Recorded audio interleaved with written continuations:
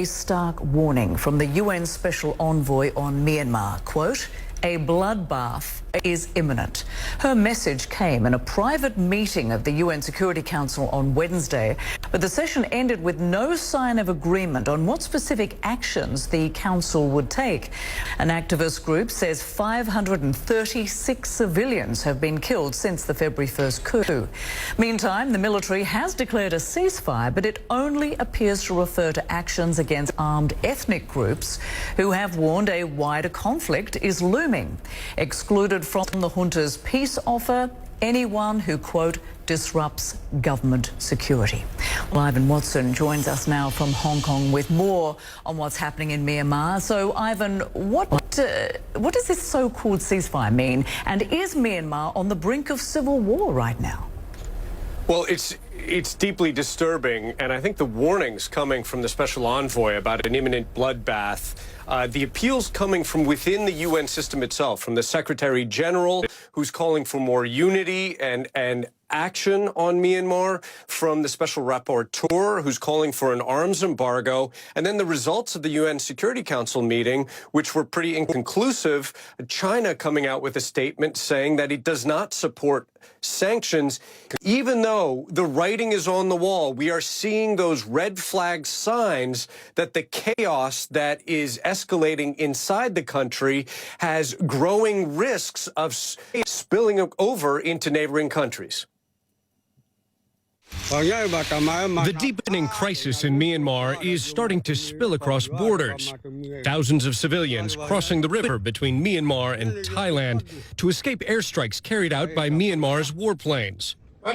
They're from a region controlled by the Karen National Union. It's the oldest of dozens of armed ethnic militias that have fought off and on against the military in Myanmar for generations. This is a patchwork of just some of the militias that operate in Myanmar's border regions. 2 months after the coup, the deadly crackdown on anti-coup protesters in the cities has sent people fleeing to these militia enclaves, including the one controlled by this man. We stand with the people. If they are in trouble and run to us seeking help, we will take care of them. Yod Sirk is the leader of the Shan State Army.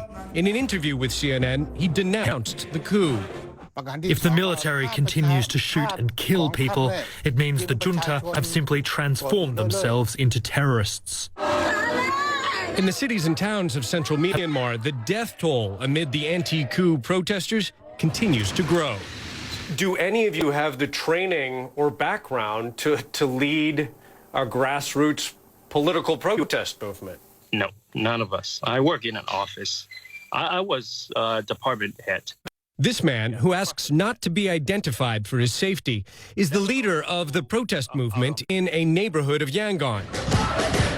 In just 2 months, it's gone from organizing festive but passionate gatherings with costumes and signs to desperate efforts to defend barricades from heavily armed security forces.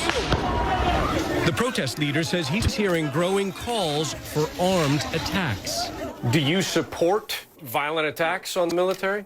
No, not at all. Because, like I said, it won't accomplish our goal. He says some demonstrators have made largely unsuccessful attempts to carry out what they call car wash operations.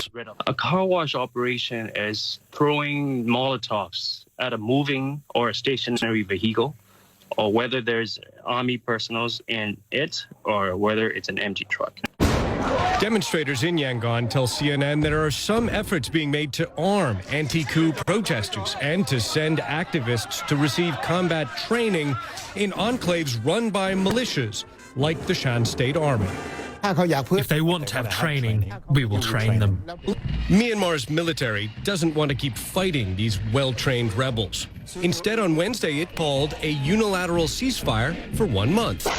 No such mercy for civilian protesters, whose soldiers and police continue to kill with impunity, driving ordinary people towards radicalization.